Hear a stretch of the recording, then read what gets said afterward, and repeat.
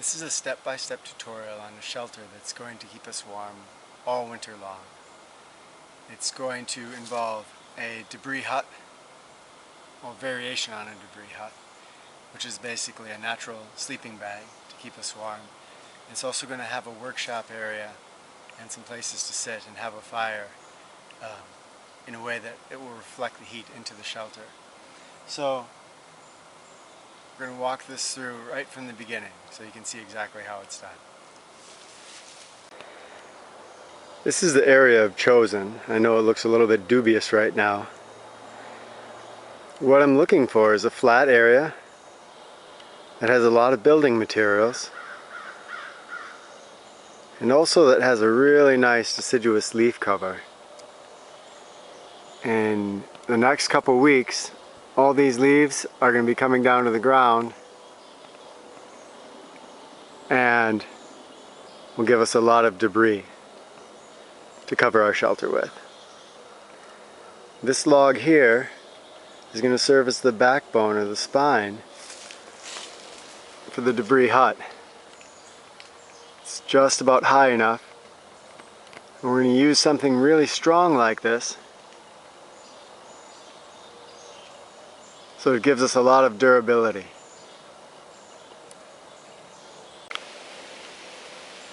First thing I've done is to clear out the area that's going to become the debris hut.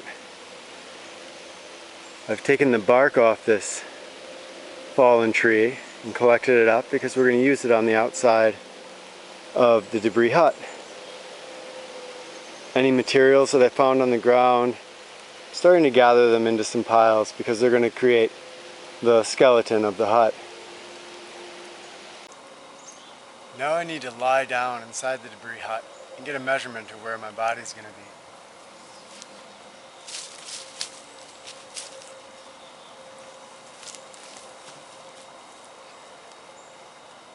I want the debris hut to be really tight. The idea is to cocoon myself so that I'll be warm even in the winter without blankets or sleeping bag. I'm going to mark where my feet are.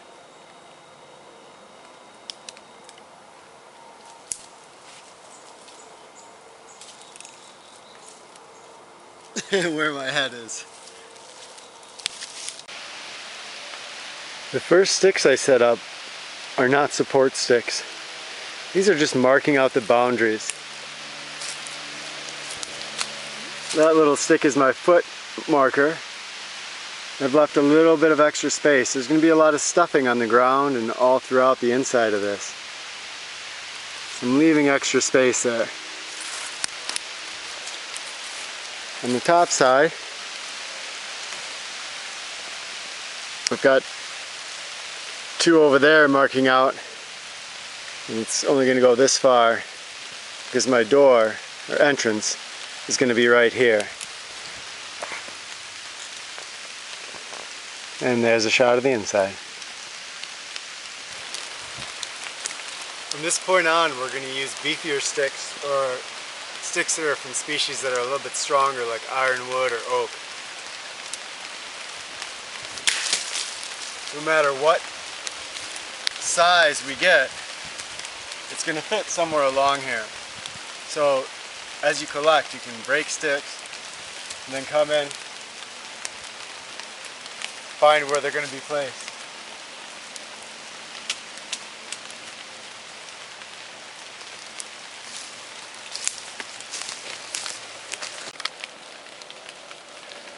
About a half hour later, we have the skeleton complete.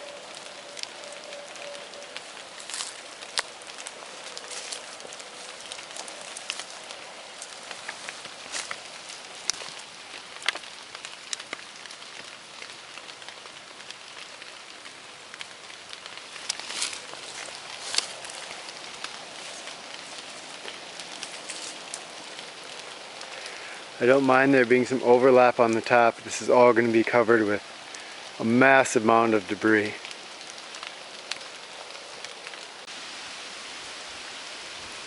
The next step was to build the rest of the workshop area,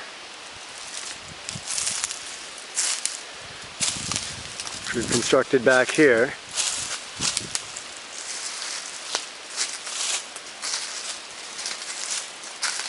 And then we've added a firewall. I'll swing around the other side so you can see it better. That's the firewall on the right, and this is the entrance to the shelter.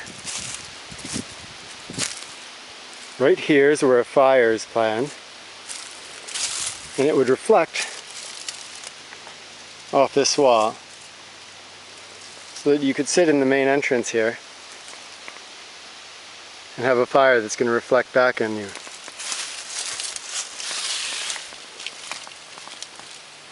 It's the inside of the workshop area and the entrance to the debris hut. This is the skeleton that's been put up, and from here we'll start to cover it. The debris hut, we need to be really insulated. We want this to keep us warm in winter without a sleeping bag or blanket. So there's going to be an immense amount of insulation put on there. I've begun with a layer of bark, and that bark is stacked in the same way that shingles would be layered. The water will shed down off of them. And the rest of it is going to get a very nice layer of insulation, enough to hold the snow or to shed rain, but it doesn't need to hold our body warmth in the same way. So we don't need as much depth of coverage. Next, we're beginning with a layer of debris. This can be really sticky stuff. It's a mixture of sticks and leaves, so it holds together really nice.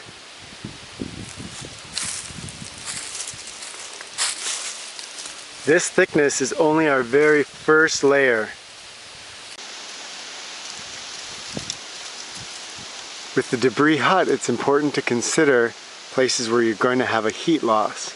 This is the entrance, which seems fine. We've got a lot of good insulation in the front, right on the side, and over the top. But we're going to be losing heat coming right through here. So here's how we'll fix it. Here's the before, and here's after. This is a little space up here that we can fill with insulation and close off that weak spot where we're going to be losing heat. Here I am inside the finished shelter, and I'll show you the entrance to the debris hut, and then we'll go outside and take a look around. Inside, here's the entrance to the debris hut. It's very stuffed with leaves. The key to that is to stuff it full of leaves that don't have any sticks, as clean as you can get them, and then get in there and squash it down, lay on it, and then collect more leaves, and do that over and over and over, and you're going to create a nice little leaf mattress beneath you. This is the angle that we started from. You can see that original spine that we used, that huge log. There's the debris hut, and there's the workspace. From this angle you can see the debris hut, the firewall, and the entrance to the workspace.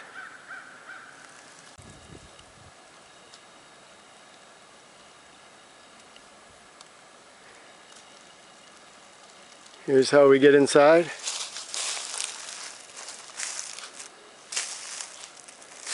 Fire pit ready to go with extra rocks for hot rock warming.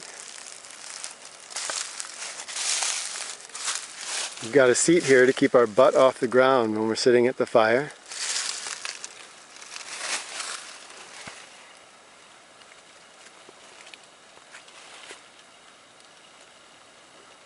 It's the inside of the workspace.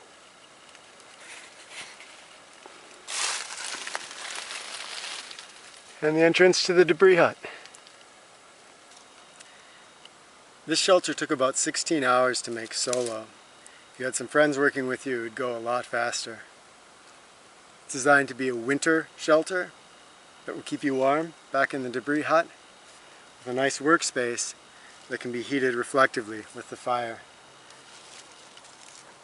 Hot rocks to bring inside, keep it a little bit warmer.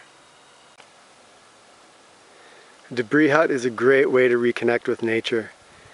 Gives you a place that you can call home out in the woods, a place to practice ancestral skills, and a place to just be able to get out, explore, get to know the animals and plants.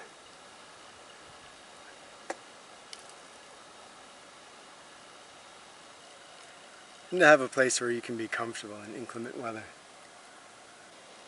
Visit Rewild University for tips and tricks on how to build a shelter like this. And thanks for watching. By the way, you probably noticed the lack of leaves up here. Although it took me about 16 hours. That was 16 hours spread out over a few months since I was up to some other projects. So you got to see the whole change of the seasons here.